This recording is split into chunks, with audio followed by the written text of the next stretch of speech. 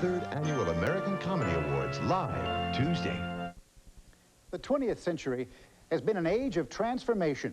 It rode into our lives on a horse and buggy, and it will leave on wings, traveling twice the speed of sound.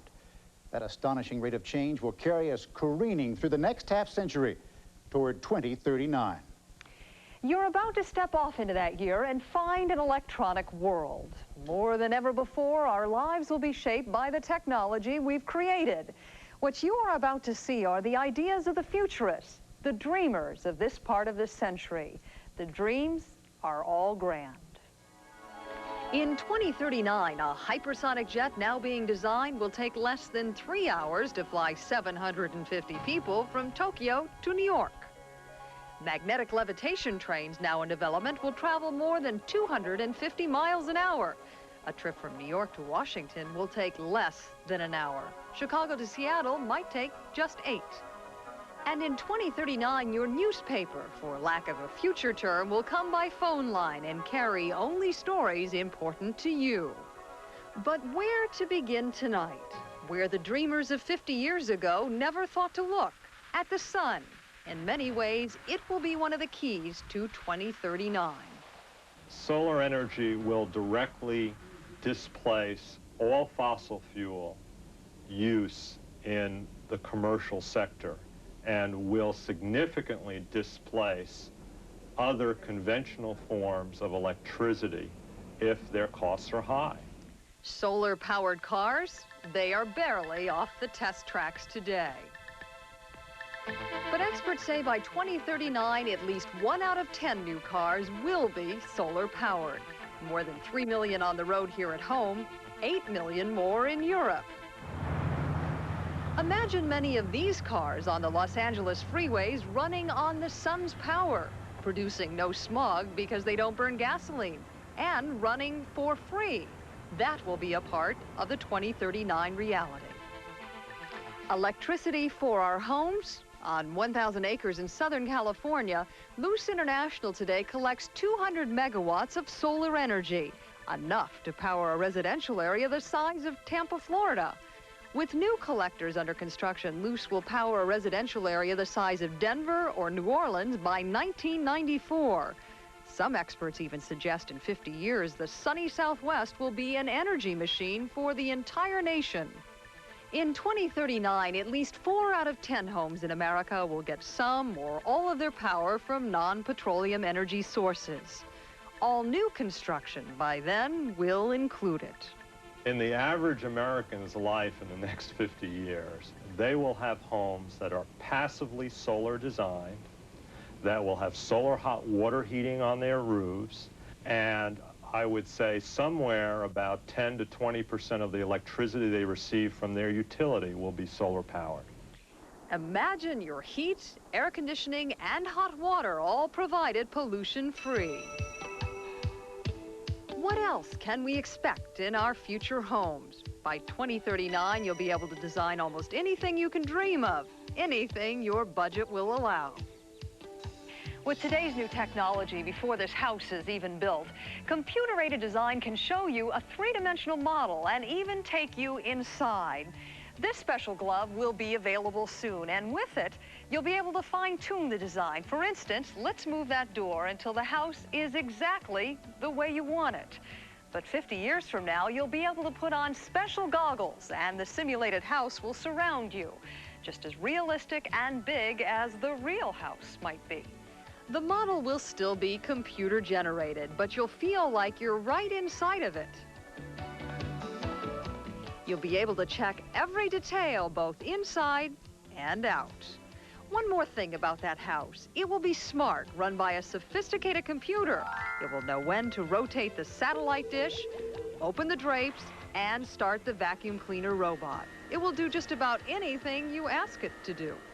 Once the family of the future moves in, it's down to business. About the size of a magazine, this will be your workstation. Today, you have a faculty lunch at 12 o'clock.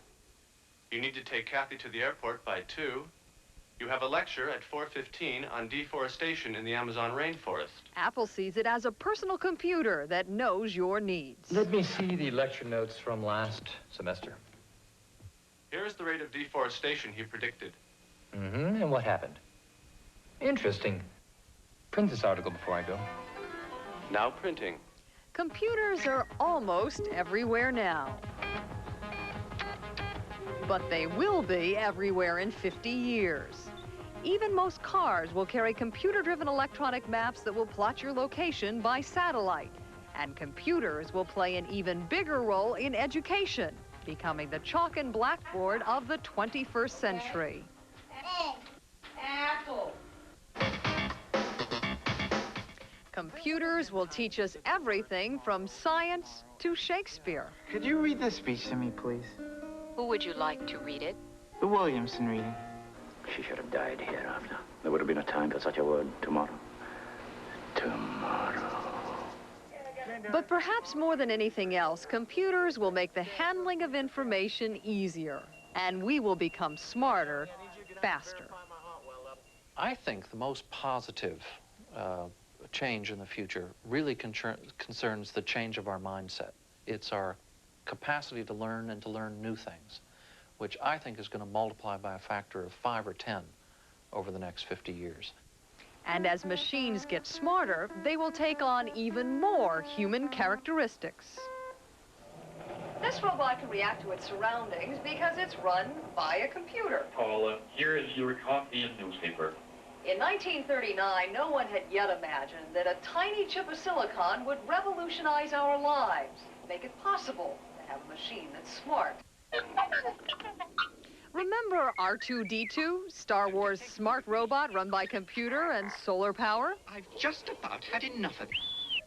Well, meet RB5X, a game-playing robot teacher. Here, he measures distances. What's 2 feet? Other robots are getting involved in industry. Though their Hollywood cousins are currently smarter, Input. More input. real robots are beginning to catch up. This one can move down a hall, avoiding obstacles in its way. And the eyes on this one teach it how far to reach before it grabs. So 50 years from now, you actually may get help like this at a party. I can cook, clean. I have been programmed to respond to a complex series of domestic commands. What do you really envision for the average homeowner? Well, I really envision robots in their home. I envision them helping them with a lot of the tasks that they don't really like to do or don't have time to do, to try to provide us with the kinds of mechanisms, the kinds of tools that allows us to do more of what we want to do with our lives. If robots and computers are doing the drudge work in 2039, that means a lot more free time for us. But 21st century couch potatoes will be a whole different breed. R2, light speed to a door. Imagine if you could have this ride in your living room and you could interact with it, control where your spaceship took you. The visionaries behind it say this will happen even sooner than 2039. The visuals would come streaming by you, the sounds would be there would be gushes of air coming out, and you would be a participant so that if you take a right turn, you could go to a planet or a different star, but you could choose.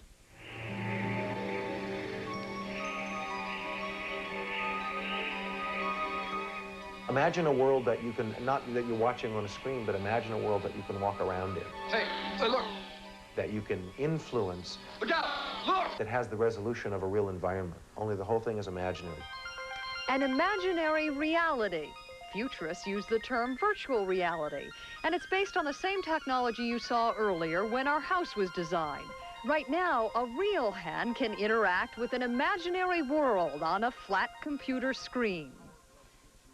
And this new toy will be available at Christmas. You're able to give commands with simple hand gestures like never before. But in 50 years, you'll add these goggles to the gloves, and while you sit at home, you'll move into a world you create, a world that surrounds you. The best way to understand what virtual reality will be like in 50 years is to think about your own dreams and imagine that your friends can really be in them with you. That's what it'll be like. That may sound crazy, but right now, NASA scientists are planning to use these futuristic tools to explore planets no human could get to any other way. Visions of the future. During the next 50 years, the kinds of technology we've been talking about for the last 10 minutes are going to make their way into every facet of our lives. Computers, microchips, robots, we, our children, our grandchildren are going to find our lives dominated by them. Futurists tell us some of the biggest changes will come into place as close to home as your doctor's office. What about medicine, health care across the next 50 years?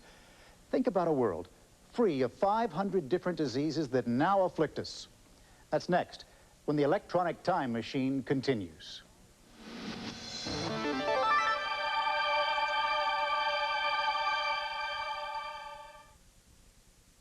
What's fair is fair. And frankly, Bryce Pfister is the fairest faucet of them all. Starting with the fabulous finishes they offer outside, right down to the feat of engineering that's inside. The quality is formidable, thanks to a heart of solid brass. And another fine feature is how affordable it is. So find yourself a Bryce Pfister, the fabulous faucet with a funny name. Excuse me, this Raisin Bran's Kellogg's. So? Well, it's got 2 scoops. So? Well, I don't deserve something this special. Why not? Well, I haven't done anything good enough to deserve the 2 scoops of Kellogg's. So just give me the ordinary stuff. You must have done something good. Nope. Nothing? Oh, I once freed a bee stuck to my windshield wiper. Well, there you go. You deserve the 2-scoop Raisin Bran. Raisin Bran from Kellogg's. Everyone deserves 2 scoops. Hello, I'm Linda Ellerby.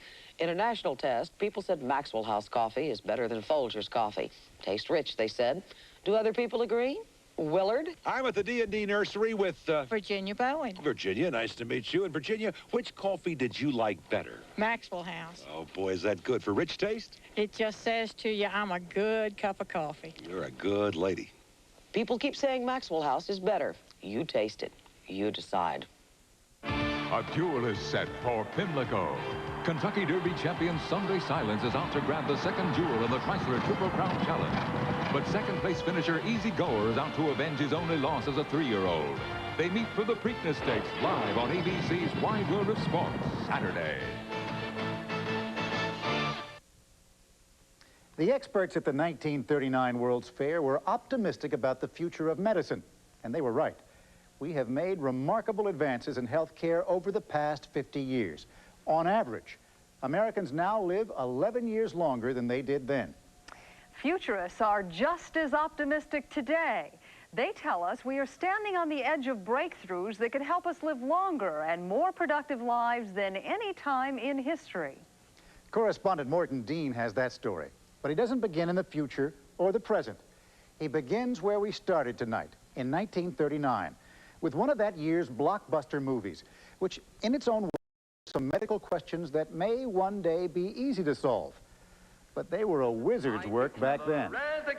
In The Wizard of Oz, the Scarecrow, the Tin Man, and the Cowardly Lion each had a wish. Sure to get a brain, a heart, a home, the knife.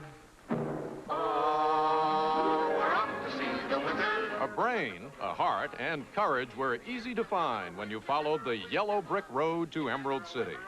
But at the time of the New York World's Fair, the brain was largely a mystery, and stress would have been a big problem for the Cowardly Lion. One thing you could see was an artificial heart. Colonel Charles Lindbergh and Dr. Alexis Carrel's heart device became a main attraction at the fair. In the last 50 years, the heart has been at the center of many miracles and wonders in medicine, including a mechanical heart that really works. History was made in 1982 when Barney Clark received the first artificial heart. The man who designed that heart, a young doctor named Robert Jarvik, sees a future in which mechanical hearts would be very usual. I think there'll be hundreds of thousands of people living with artificial hearts 50 years from now. And we talk about these more exotic things.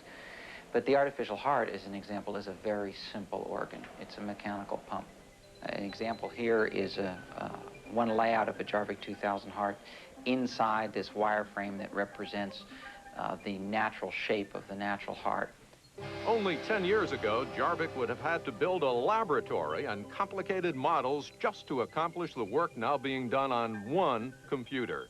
The Jarvik 2000 heart will be implanted inside a real heart and designed to extend the patient's life for decades. The key thing with the Jarvik 2000 heart compared to the developments with the Jarvik 7 heart, the key difference is that this is a miniature rotary blood pump. Biology didn't have the ability to make rotary devices, or we might have had birds with jet engines. Now we'll have something with humans that is more advanced than could be produced biologically. It's not impossible in 50 years that a pump like this could permit a patient to run marathons, maybe even win. With or without artificial motors, the human body has been improved by leaps and bounds, added strength, endurance, and speed.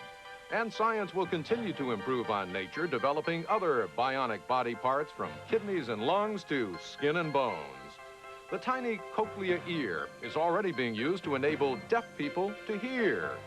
Many blind people will be able to see thanks to a microchip attached to the optic nerve.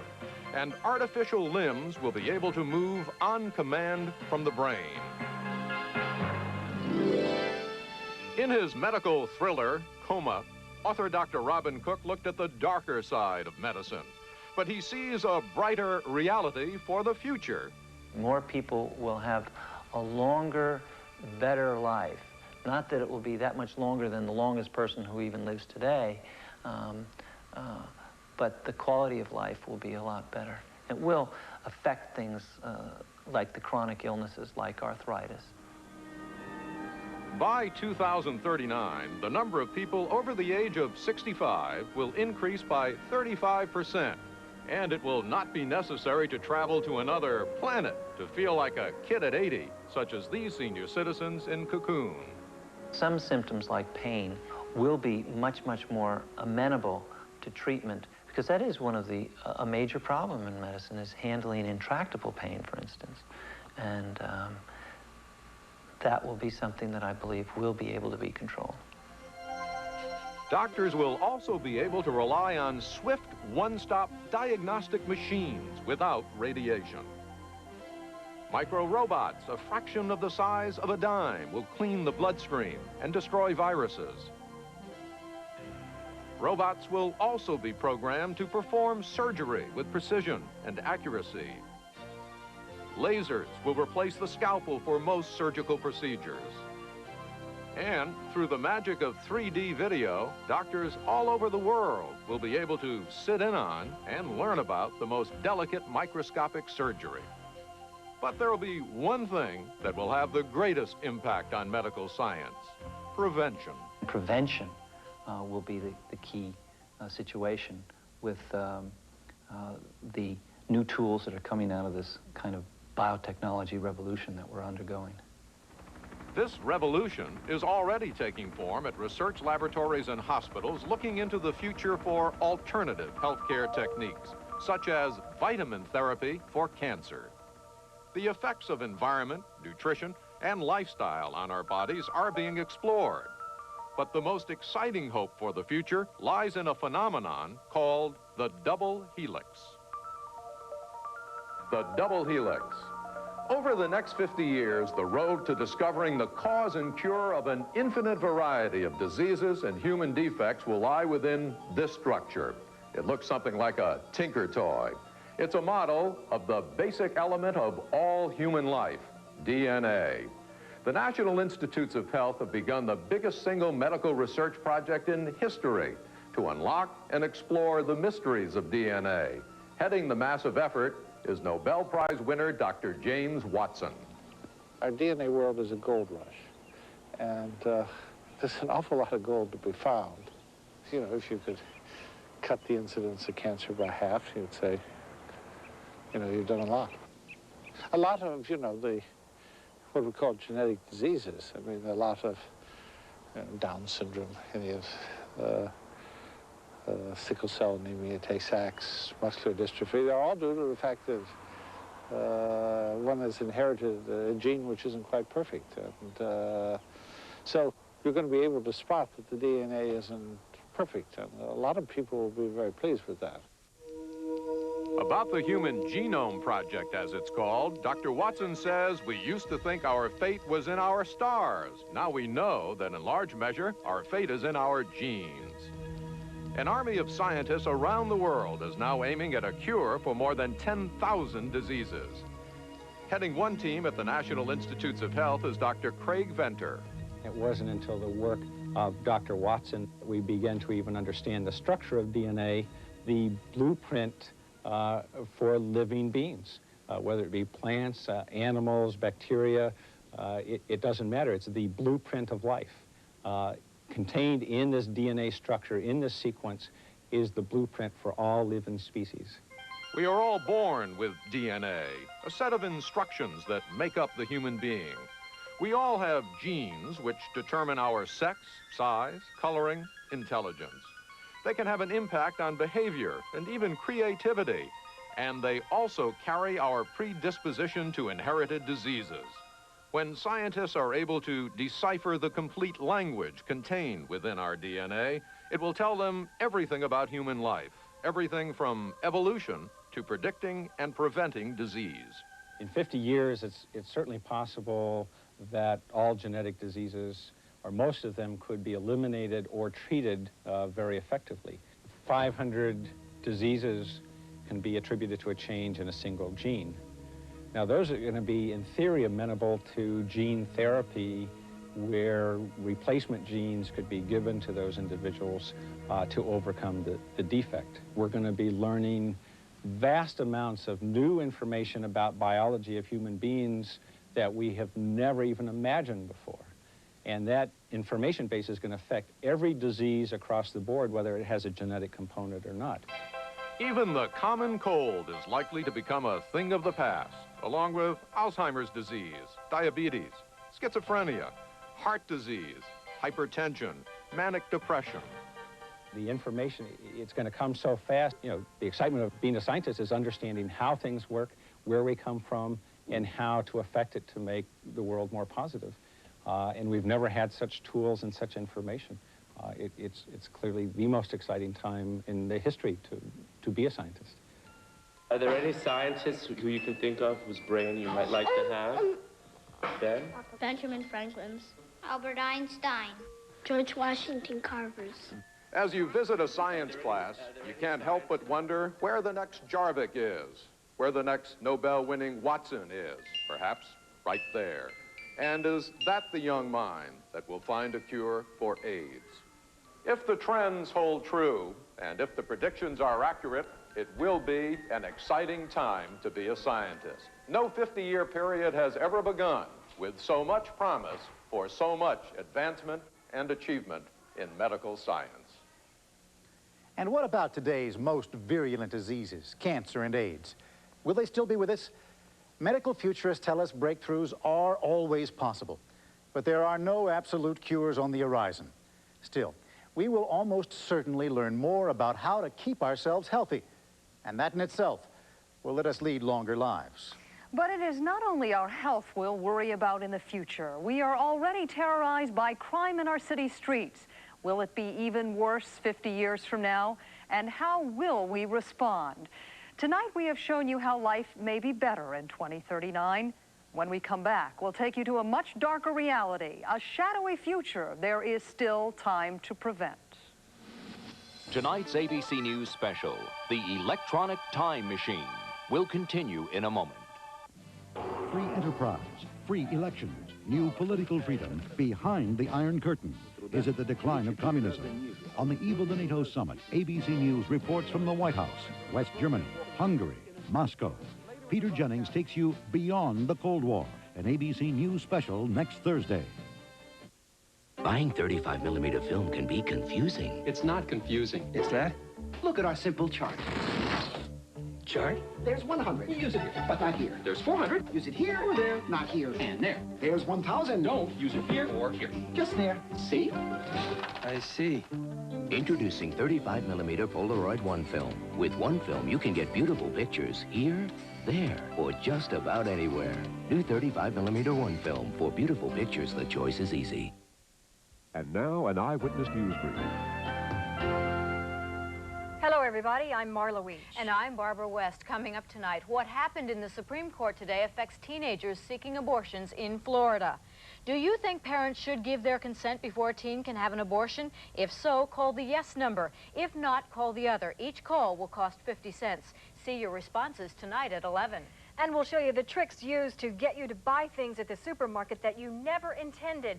Also, we'll tell you why eating candy can actually be good for you. Join us tonight at 11. J. Byron's Storebuster Saturday starts with 50% off selected doorbuster buys from 8 to 10 a.m. this Saturday at J. Byron's. Action reporter Pam Regas. You can count on results. 1939, 1989, the year 2039.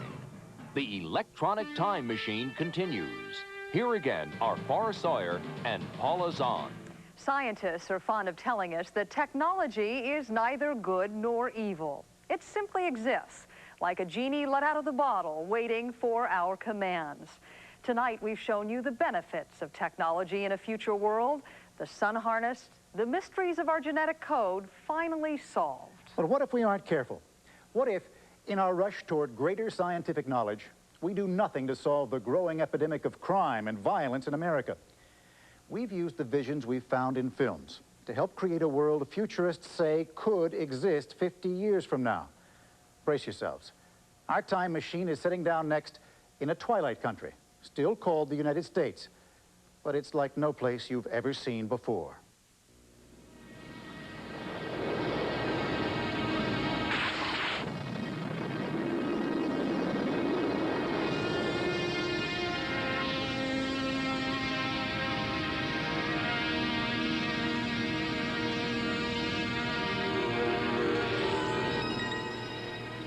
In 2039 will be a crowded world, the population twice what it is now, and it will be divided. The rich enjoying the advances of science, the poor struggling to survive. Because people are so tightly put together, so tightly welded electronically, the places that flourish in the 21st century will look like Japan. The places that don't flourish will look like Beirut. It's all neighborhoods. Neighborhoods and essentially drug gangs, narco-terrorists, groups who are crossed. They're just a boiling mess of religion and ethnic hatred and black market profit and political manipulation. And no one dares to go in. In fact, 2039 will be a strange combination of order and violence, a haunting mix of decay and high tech. And behind it all, for good and for bad, will be the driving power of computers. Attention all stations, I have a temporary blockage affecting Machines with almost human intelligence will form a global tracking network, monitoring everything from financial transactions to secret corporate strategies. Information will become the world's most precious commodity. Computers are going to be both the greatest crime generators and greatest crime solvers of the future. They are going to open up whole new technologies in terms of stealing, in terms of blackmail, in terms of theft of trade secrets that we probably haven't even dreamt of today. The criminal hackers of 1989 will evolve into a new, even more dangerous breed. Outlaws who specialize in breaking through electronic security systems. It'll be a game played by thieves, and even by the most dangerous criminals of all, terrorists. The ultimate fear would be that somebody would tamper with defense-related computer system, perhaps, and trigger off World War III, or use the Star Wars defense if it's ever put in place for offense. You know, you've got a lot of power in a computer, and obviously if it's misused, that certainly would be something to worry about. But the wired game of electronic crime will still be played only by the wealthy and the educated. Past the glow of the computer terminals, out in the troubled city streets, America will be a war zone. There's going to be violent crime in 39. Individually, the people who commit the crime are going to be very much more violent than they are now. Gangs will roam burned-out sections of cities, fighting for territory. trafficking in information, stolen property, the latest designer drugs. In the future, drugs won't make you high. They'll make you superhuman. The coming thing in drugs is performance enhancers, not intoxicants. Tomorrow's criminal will not only be armed with improved vision, strength, and reflexes, he'll also have weapons today's lawbreaker can only dream of.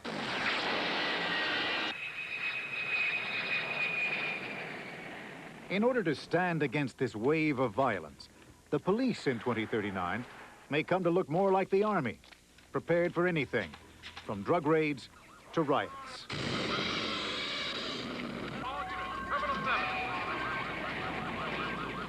Surveillance systems will be far more advanced. You got all this on tape? I got every word of it. Good. In fact, in 1989, infrared tracking is already so advanced, it can detect the small glow of a cigarette 200 feet away. Listening devices can hear through solid brick walls. Satellites 300 miles in the air can track the movements of a single individual.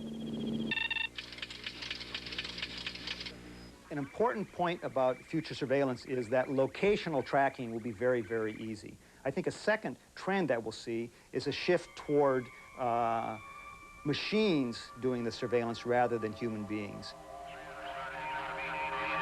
I have not received the menu for tomorrow. Those robots you saw earlier, designed to help you at home, This concludes the menu for today. will also serve as the new front line in the war on crime. Intelligent, mobile, designed to handle the riskiest assignments. Here's a policeman with the nose of a German Shepherd, with the strength and shielding. You're not going to have a condition where there's open crack dealing on the streets in a neighborhood. Robots just wouldn't allow that. As far-fetched as it may sound, what we have so far seen only in the movies may become reality. Cyborgs, part human, part machine.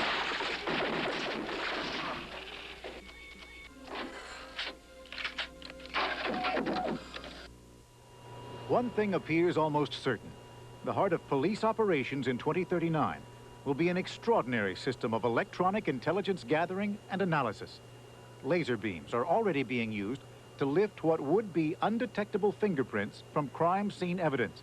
That evidence will be examined by stunningly sophisticated computers. This system would be advanced enough simply to identify the suspects, do all the information required to establish probable cause that a violation has occurred, write the affidavit, present the evidence to a U.S. attorney, and recommend prosecution. That same computer system will be working to help officers in the field. Now take a look at this device, which is now in development and could become standard equipment in every police car. All an arresting officer has to do is place a suspect's finger here, and instantly a fingerprint and a mugshot are sent to the central computer. 60 seconds later, he receives a complete conviction record. In a world where both high-tech and violent crime are epidemic, what price will we pay for our safety? Will vigilantes prowl our neighborhoods? Will our homes become armed camps, sealing out an ever more frightening landscape? Will 2039 be a place we no longer recognize? A retinal identification check is required to proceed. You won't need identity cards in 2039. Your eyes, your voice, even your genetic code, DNA, will be used to prove who you are. Already, investigators are tracking suspects through the tiniest traces of skin or blood left at a crime scene. 50 years from now, the authorities will be able to monitor you from birth. I think we'll see biological loyalties where extensive analysis of your physiological system will be done to determine your drug status, your psychological status, and perhaps even your tendency to engage in certain kinds of deviant or illegal forms of behavior. The most serious and depressing problem will be that the freedoms that we've once enjoyed and become accustomed to as American citizens will no longer be there for us. With our genetic histories recorded, our conversations overheard, our financial records stored in computer files, the very idea of privacy may disappear. And in our struggle against a rising tide of crime, society may go one step further. Watch for a man running through the streets, repeating, calling all citizens. This is City Probe Scanner. We've run across some illegal sexual activity. Thank you for your assistance in crime prevention. It's quite possible that we will move towards a society where we are told it's an aspect of good citizenship to watch our neighbors, to watch our family members. So perhaps the people that you live with would be watching you, your office mates would be watching you, the taxi driver would be watching you. There will be no place to hide. There will be no place to escape your past. When technology defines your identity, it's much more difficult just to forget and start over. You don't really have that option anymore. A child born today will be 50 years old in 2039. His world then will be shaped not only by the technologies we are now creating, but by how we decide to use them. Experts tell us that nightmare landscape of 2039 is a very real possibility, but it's only that, one of a vast array of potential worlds. We move closer to one of those worlds with every decision we make. Between us and our new home in 2039 is a frightening terrain of problems so challenging, we're forced to ask a question we humans have never had to face before. Are we going to get there at all? Now we're going to set our time machine for the near future, for tomorrow morning, so we can look at these problems and decisions in the light of a new day. And we'll take that journey next.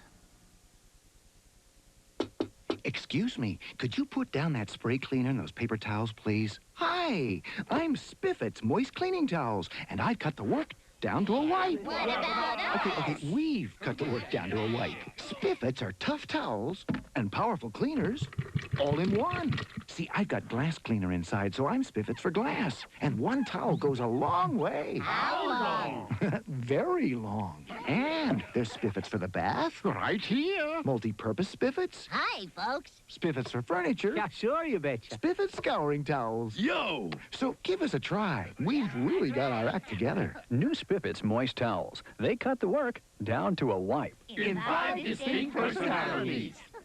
Quaker State engines don't know when to quit. Quaker State engines run strong and run long because Quaker State exceeds every single car maker's U.S. requirements for maximum engine protection. The big Q stands for quality. For many generations, oat bran has been a natural part of their breakfast. Part of a balance of grains and fruits and nuts. Now known as Kellogg's Mueslix. How fortunate we have rediscovered what they knew all along. Kellogg's Mueslix with oat bran. What breakfast was meant to be. Every so often an idea comes around so incredibly, it changes the whole world. Okay, not the whole world, but it certainly changes your whole mouth because it's incredibly cheesy. It's a new cheese trio, and it's three. Yes, 3 kinds of cheese on 2 flame broiled patties from Burger King. Swiss cheese. American cheese. Monterey Jack. Altogether for a taste that is absolutely unique. It's more than a cheeseburger, much more than a cheeseburger. Cheese trio from Burger King. Outrageous. Stupendous. Delicious. Tremendous. But it's got one problem. Say better. Because cheese trio won't get Burger King long. When I was a kid, my mother would read me the greatest stories. Give your child the gift that lasts a lifetime. Read together and share the joy. Tomorrow, a talk with Holland's Man in Space. Also, Ron Reagan, our man in the air, and a tour of the Maastricht Caves. On Good Morning America, tomorrow. Sunday, Sherry Belafonte reenacts one woman's triumph in the racially tense summer of '64, reliving the events of our time, Under Fire, the real story. We've taken several voyages in our time machine tonight to the home of the future, driven by computers and powered by the sun, to the medical world of 2039, a land of artificial organs and genetic engineering. And we've visited a violent reality of computer crime and constant surveillance. Each of them, and countless others, could become our future. Which one? That will be decided by how we face the problems we already see reflected in today's headlines. If we are to make our way to the future we want for our children and grandchildren, we must make difficult choices in the years to come. and face what experts tell us are the greatest challenges we have ever known. The environment, devastated by human growth. Tropical rainforests destroyed at the rate of 1 football field per second. Plant and animal species disappearing, perhaps as many as 100 a day. The topsoil from our farmland blowing away, an area twice the size of Maryland, becoming unusable each year. Humanity as a species is doing something that no wise family would ever do in its own economics. That is, it is burning its capital. In the process of living on capital, we're destroying our sources of income, and in the end, of course, we're destroying ourselves. Energy. Fossil fuels have already polluted our air and water. And with experts predicting we might run out of oil by 2039, still more problems may be down the road. If we do nothing and just continue the way we are, using 95% of our energy from fossil fuels, it will create an economic collapse long before 50 years from now. Population. The numbers are soaring. 250,000 more people on Earth every day. The world population will double by 2039.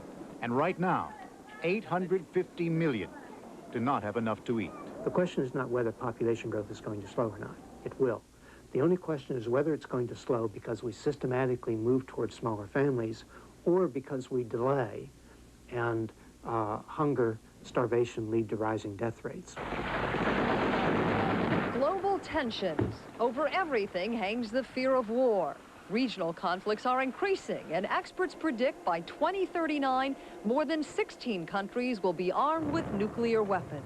Now, that makes a much more complicated world, and we run the risk of a nuclear accidental war or unthought-out war occurring in volatile parts of the world, even if there was a build-down between the Soviet and the American armaments. Are there solutions to all of these problems? Most scientists, politicians, futurists agree. The answer is yes. Some of the solutions are easy to understand. There's no such thing as garbage. We have to recycle all of that like the Japanese do. I mean, the Japanese, one of the reasons they're so successful is they recycle 50%. We'll have to start planting trees on a scale that we probably haven't even imagined yet.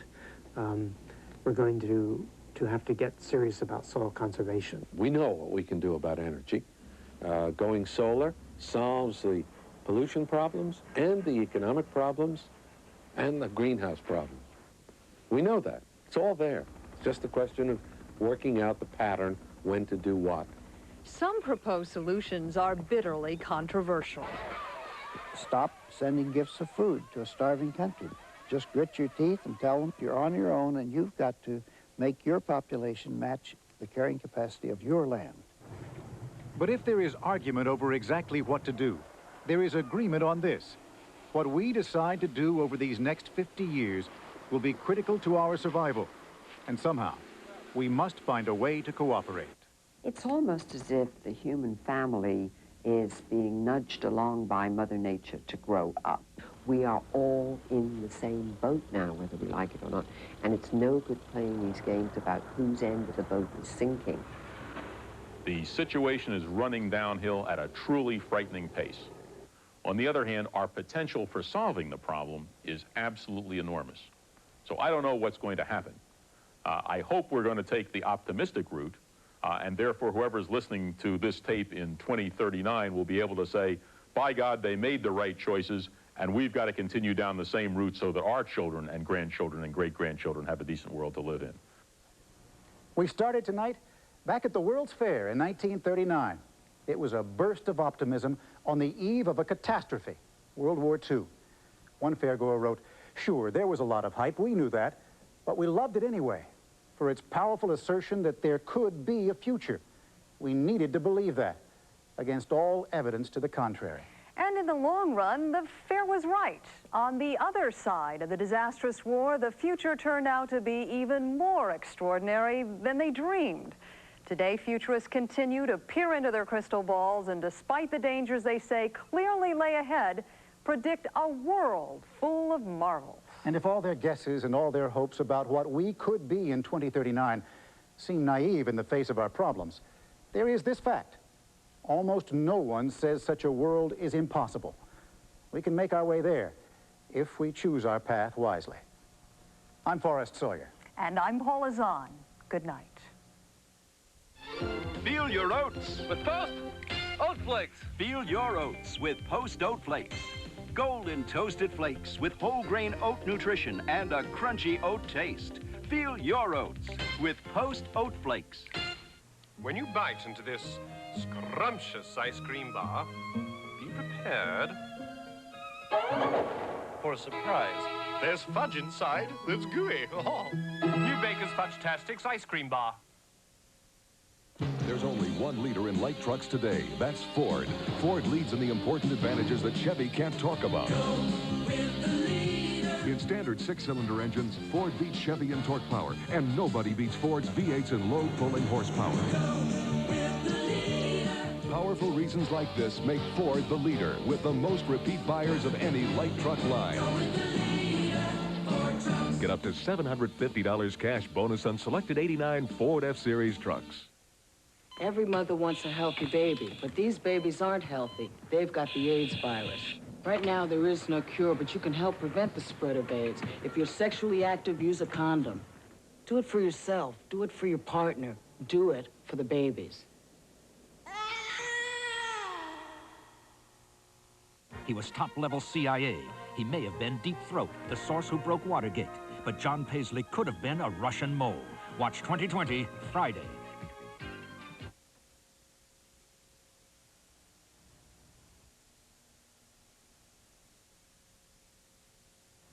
I'm Marla Weech. Coming up next on Eyewitness News tonight, a violent breakup between a boyfriend and a girlfriend ends in death. We'll have the sad details next. And are you being manipulated into buying things you really don't want at the grocery store of all places? Join Danny, Pat, Barbara, and me for Eyewitness News tonight next on Channel 9.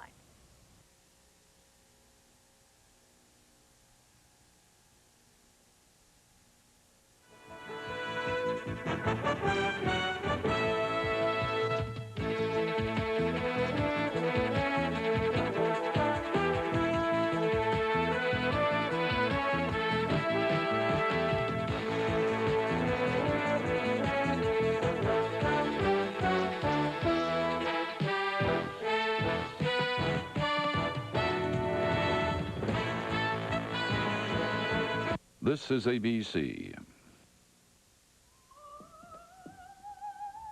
I've had it. 3 straight weeks of this. I'm going in there and doing something about it. You're crazy. What's he doing? The captain's gonna kill us. Get hooked on HBO this summer with Die Hard, A Fish Called Wanda, Midnight Run, Championship Boxing, outrageous comedy. Now's the time to get Cinemax and HBO. He's nuts. Save over 50% on Connection, plus get HBO or Cinemax for $4.95 a month. Buying 35mm film can be confusing. It's not confusing. It's that. Look at our simple chart. Chart? There's 100. Use it here, but not here. There's 400. Use it here or there, not here. And there. There's 1,000. Don't use it here or here. Just there. See? I see. Introducing 35mm Polaroid One film. With one film, you can get beautiful pictures here, there, or just about anywhere. New 35mm One film. For beautiful pictures, the choice is easy. If you're looking for a truck to go cruising through the summer, get an Aerostar, Ranger, or Bronco too. Yeah, Ford's got the cure for the summertime blues. It's a hot deal on Ford Ranger. Get free air and 2.9 financing or up to $750 back on a loaded Ranger XLT. Save with $400 back on a loaded Aerostar. And get 2.9 financing or up to $750 back on a loaded Bronco 2. Yeah, Ford's got the cure for the summertime blues.